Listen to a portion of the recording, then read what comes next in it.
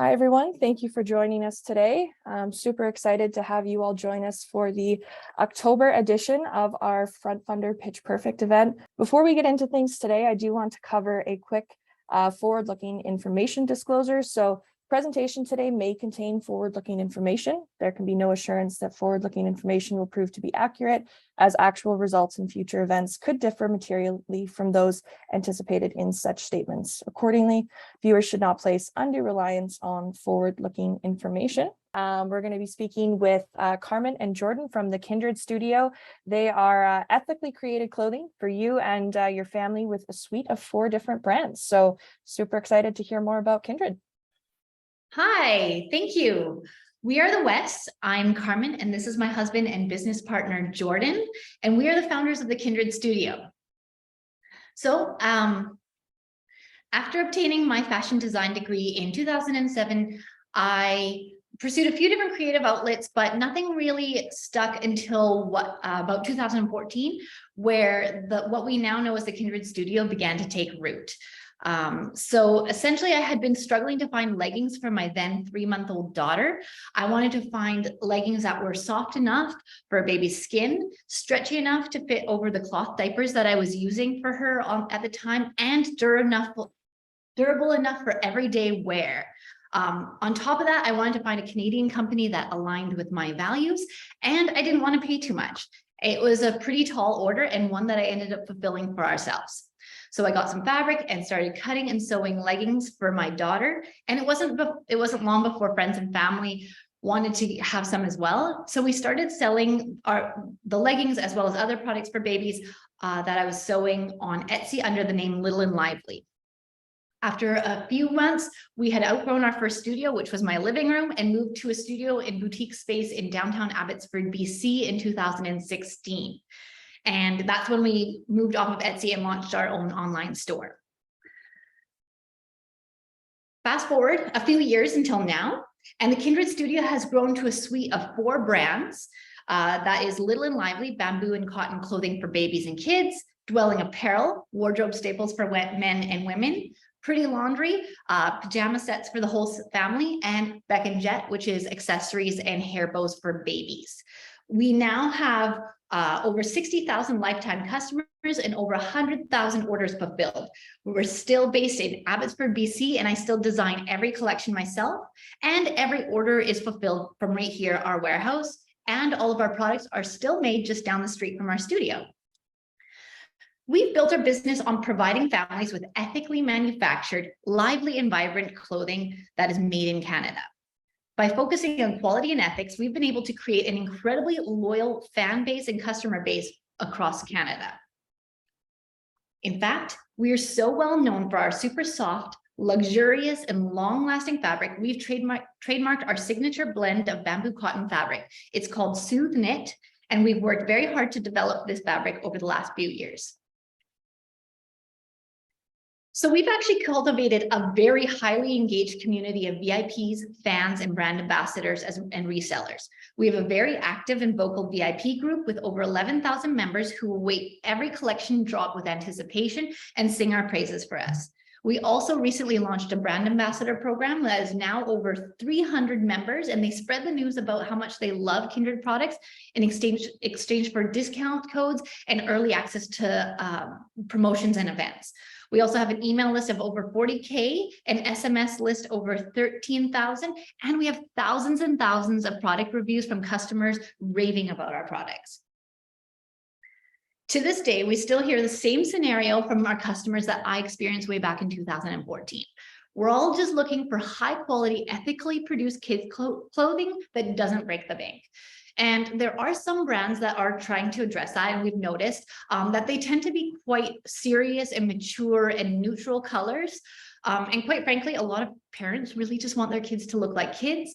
And we know that kids want to be able to express their personalities, and you do this through lots of prints, colors, and variety.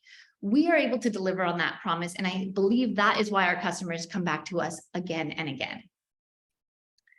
We've actually really found our niche in the baby apparel market. We started small and grew organically, mostly by word of mouth. We've never lost sight of what makes us special and where our success comes from, and that is fulfilling the practical everyday needs of families and delivering a high quality, sustainably produced clothing. As we look into the future, we know we have a huge opportunity to introduce this brand and fulfill this same need for more families across Canada and across North America. We're raising capital to allow us to accelerate our growth in a few key areas, including brick and mortar flagship retail, expanded wholesale reach, new sales channels, and US expansion. We've put in years of work to create a great product offering and cultivate what our brand really means to people. We have stayed true to our loyal fan base and grown mostly on these factors alone. Now, we are incredibly excited to enter a new phase of growth through our first ever investment round. We cannot wait to take on new stakeholders and introduce our brands to as many new families as possible. Thank you so much. Fantastic. Thank you, Carmen. It's wonderful just hearing the story. And obviously, you were looking for a need in the market and ended up filling it yourselves, which is incredible. I wanted to bring attention to your Net Promoter Score at 96, which for those who might be unfamiliar, any score above 70 mean that your customers absolutely love you. So the fact that you guys have a score of 96 is incredible. So I know you touched on it already, kind of why your customers are so loyal and active to the brand, but is there anything else you can tell us about how you've just created such an affinity between your customers and the Kindred Studio brands there? Yeah, maybe I'll tackle that one. Since Carmen has got to do all the talking up until now, normally that's me. So it's really hard for me to stay on the sidelines here. So, our great NPS score really is all about listening, right? We're really listening to our customers and what they want through every season, right? And so we're constantly asking them through our VIP group, through post-purchase surveys, through just regular surveys. We recently put a survey out where we had 3,000 people fill out a 30-question survey. We have those kinds of fans that absolutely love the brand and will give us that kind of feedback. And I really think that's where it comes from. We have this customer service saying here that we don't believe the customer is always right, but we'll always say yes, right? So, people will send us occasionally like a picture of a garment that has, at one point, somebody sent us one with a ketchup stain, and they sent us and they said, yeah, it came like this. And we're like, of course it didn't come like that, right? But absolutely we'll send you one out, right? Yeah. So we really take that approach, and that's really led to a lot of the success that I believe that we've had with our customer NPS scores. That's fantastic. I know one thing that you noted in the campaign materials that you have too is just how many wears or kids get to use the clothing that you produce. And obviously that's better for sustainability purposes too. Fast fashion often ends up in landfills far too quickly. So perhaps you can tell us a little bit more about why it's so important for the parents who wear your clothes to be able to use it with multiple kids, or even to share it with friends and family. Yeah, absolutely. You mind if I tackle that one? Yeah, go for it. Yeah, so I think the big thing is that with the way that the clothing industry, especially in fast fashion, has gone, is that you can expect to buy a shirt. Like I remember from buying when I used to buy shirts from let's just say H&M, right? And you'd buy a shirt and you're only going to be using it for about 2 months, right? And then it's going to become, for me, I've got a long torso, it's going to become a belly shirt, and it's just absolutely useless. And then it's going to go to maybe to MCC if they even take it, right? To those kinds of places. So we really realized that, parents are okay spending a little bit more money to have something that actually lasts. So, with the extensive surveys that we've done, we've realized that the average parent, that these clothes are able to go through 2.7 kids. Obviously, there's not an actual 0.7 of a child.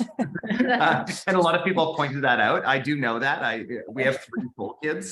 So, but it goes through an average of 2.7 kids and then goes to the secondary market, where a lot of times it gets sold for even more. Some of our most popular designs, we have a buy-sell trade group that we don't even manage. Just somebody else came up with it. There's almost 5,000 members in there.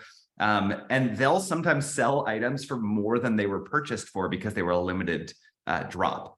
So we have this whole secondary market as well, right? So people understand that when they buy our clothing, it's an investment, right, for them. And yet we're not at the top end of the price spectrum either. For sure. That's great. I know kids go through clothing really quick. So being able to kind of have that secondary market for parents, I think is a huge value add, and know that the quality is still there. So that's fantastic. We just had a question come through talking about, changing trends and how more people are buying through e-commerce nowadays. So they're asking why the brick and mortar route, and how does that fit into your future strategy? Yeah, that's an awesome question. I'll tackle that one as well. So we found a ton of success on e-commerce in the past few years, right? That has really been a main driver of our growth. About 90% of our income comes through e-commerce. But we also know from the retail locations that we've had that we're also driving a ton of discovery. We also know that people, once they feel our fabric and understand the difference in real life and actually are able to sample and feel that fabric, that they become lifelong customers. Our average customer spends about $480 over their lifetime with us, and that just continues to go up every year. And so we know that once they have that feel and that experience with our fabric and with our clothing, that they then become those lifelong customers. And so that's really the push into physical retail. I believe in them both, right? It's not an either or, it's all of the above. That's amazing. I think highlighting kind of the tactile approach in particular to getting that first sale is so important. I know for myself, I'm the type of individual who will like walk into Costco and feel every blanket that they have on the shelf, because that's how I'm making my buying purchase. So I can totally understand that. We are running low on time here, but I did want to get through one more question. So an attendee was asking, what do you expect your sales to grow with the inclusion of physical stores in your sales mix? Yeah, that's a great question. So our some of our forecasts, and obviously we all remember that first slide that Trieste had. But our forecasts are for each store to do $1 million a year. So we've got and then there's also the overflow into direct to consumer as well, right? So one of the strategic pieces that we have is setting up a store on the East Coast in Toronto. And that also has a fulfillment center out of it as well, which is going to save us money on shipping in that area, and as well as going to establish a base in Toronto. So besides the 5 locations across, there's also some strategic aspects in there as well. Again, our aim is anything that we set up, we want to at least do 7 figures. That's fantastic. Well, thank you so much for telling your story today, Carmen, and delivering such a great pitch. And Jordan, thank you for tackling all the questions there. It was great to hear from you both. For anyone who does have any more questions for the Kindred Studio, you can find their campaign on frontfundr.com/Kindred. And yeah, thank you so much for a fantastic presentation. And for anyone who might be new to getting started with an investment on FrontFundr or anything like that, just wanted to cover what that process is a little bit. So if you are ready to get started, feel free to visit frontfundr.com to learn more. You'll find the campaign pages for all of the 5 companies that pitched today within our investment opportunities. You can watch their videos, read their campaign overview, review their pitch deck and offering document. And then, if you have any questions about the investment process at any time, do reach out to our support team at support@frontfundr.com. They're here to help you throughout the entire process with any questions that you might have. And of course, for all of the companies who presented today, if you have questions for them, you can find their contact information directly on their campaign pages. You can give them a call, send them an email, or even arrange a time to ask these businesses questions. So for everyone who tuned in today, thank you so much for attending. To all of our presenters and panelists for today, thank you so much for telling your story and giving your business pitch. Yeah, really thrilled to have you all on for another fantastic edition of Pitch Perfect. So thank you all for your time, and I hope everyone has a great rest of your day.